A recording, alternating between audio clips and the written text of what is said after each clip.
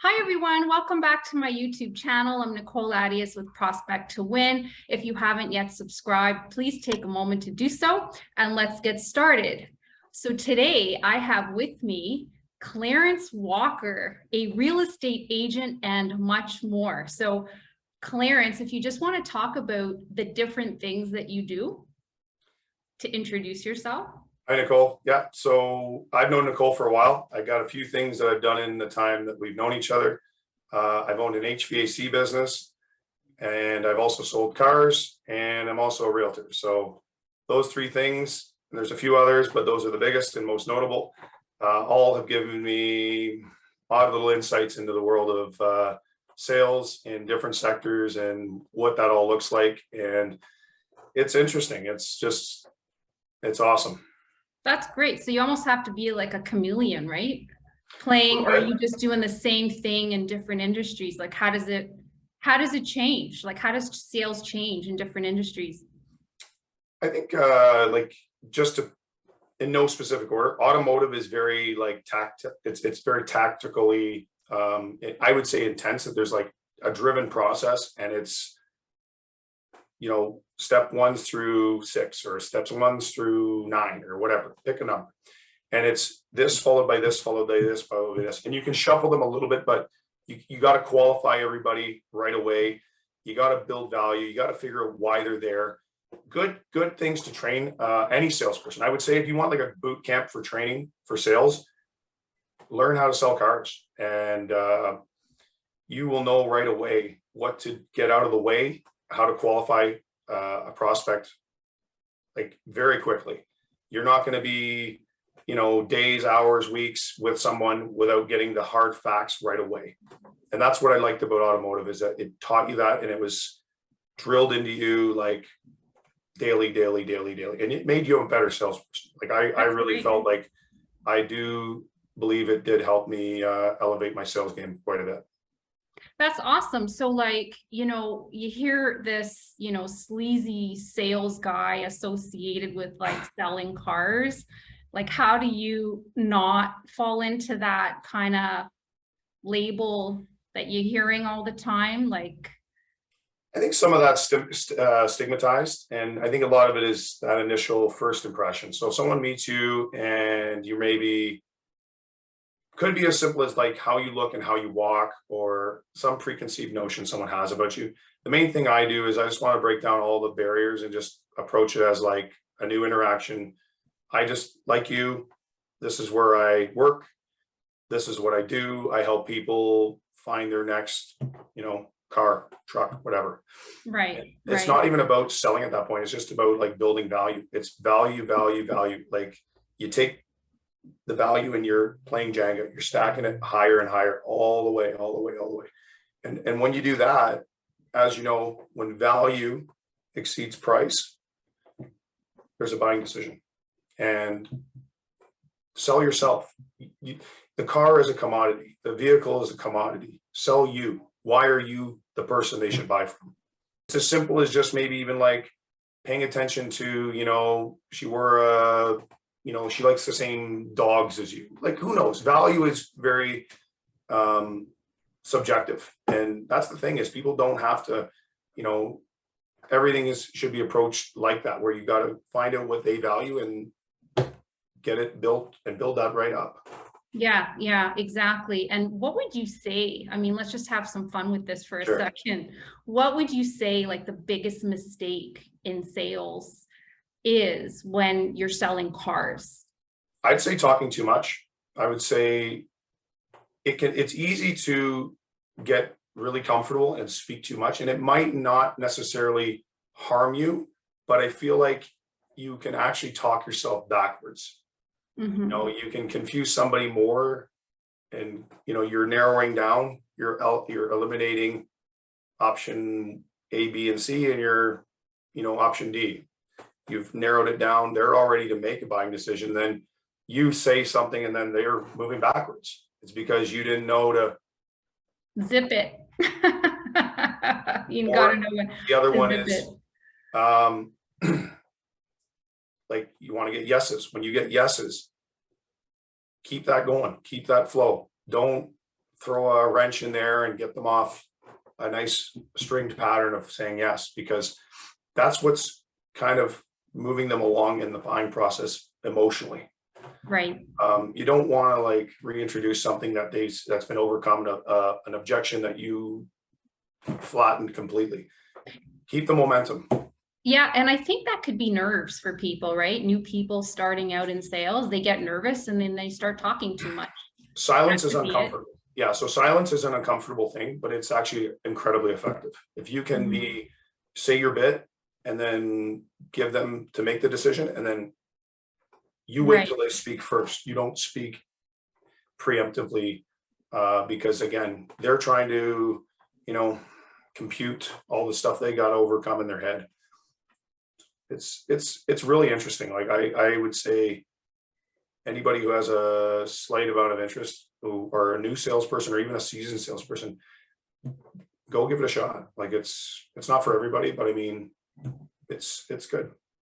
And what about like the HVAC business? Like, how does that differ when you're so the nice thing about that is you are getting inbound, right? Like I guess like kind of the same cars, like you're in a showroom and people walk in and they're coming into the showroom for a reason, right? You're not having to like knock on doors or flyer a community to create prospects. They're coming to you. You just got to qualify them and figure out why they're there and what they want. Okay.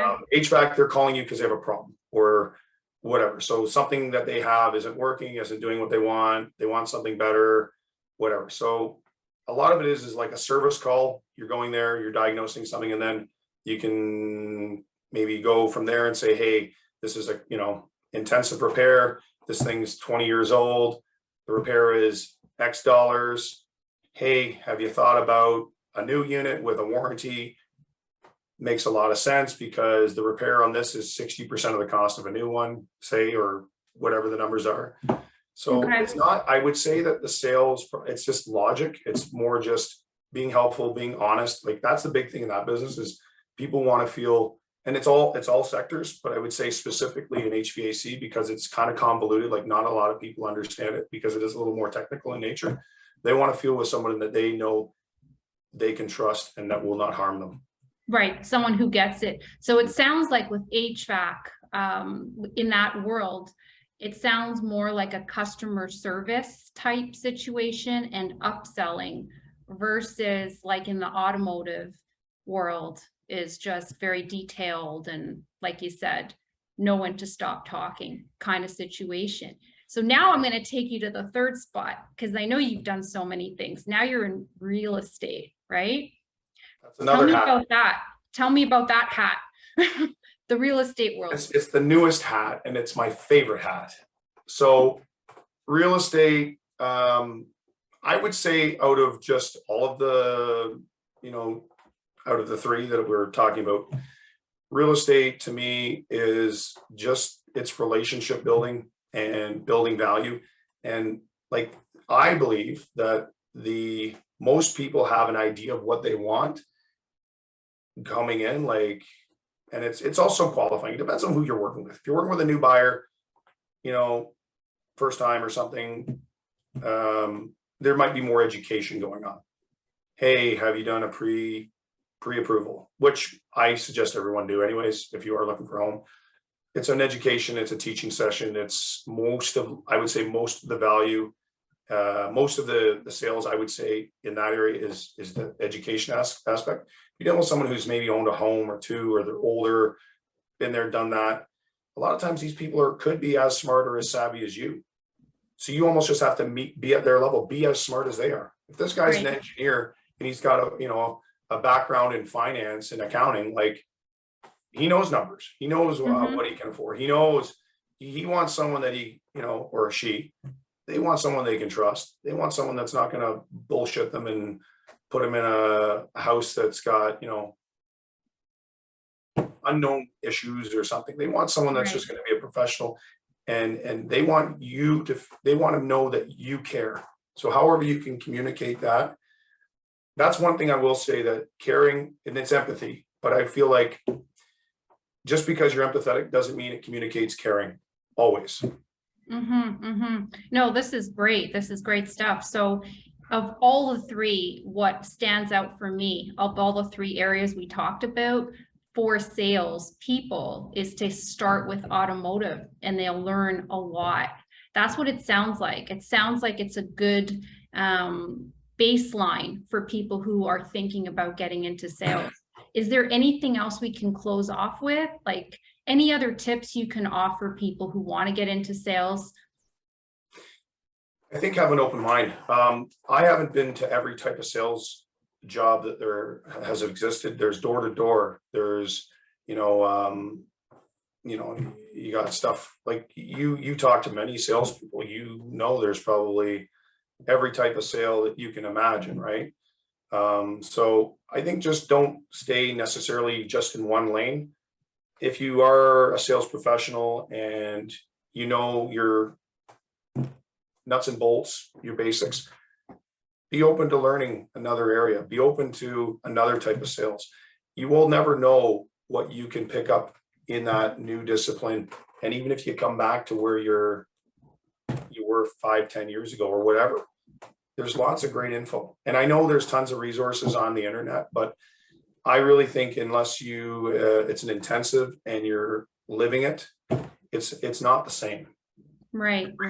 Rehearsed sales training is not the same, because it's just like, day trading on a practice account. It doesn't take into account all the same real life factors. And we live in the real world. We deal with real people with real situations, and you got to be on your feet and you got to be sharp. And yeah, I just think it's great. And, you don't have to stay there, and, it might be something you decide that's not for you, but you can learn a lot. And what's the harm in that?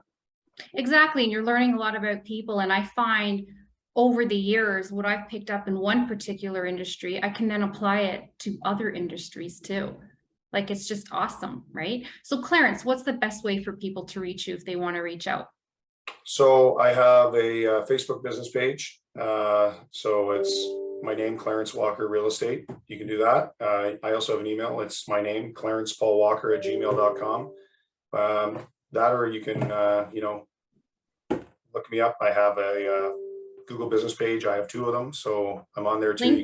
LinkedIn too. There you go. Oh yes, of course, LinkedIn. I always forget about LinkedIn. I don't know. I feel like as a sales professional, I do not utilize LinkedIn nearly enough. But again, it just goes to show that the amount of sales disciplines there are, certain platforms lend themselves, maybe social media platforms lend themselves better to your style of selling. And I don't at all, to be honest, utilize LinkedIn for really much other than maybe like networking, I guess. Okay, so we'll focus on the first 2. That's fine. That's great. Well, look, thanks so much for your time today. We'll definitely do this again. Love it. Thank you so much.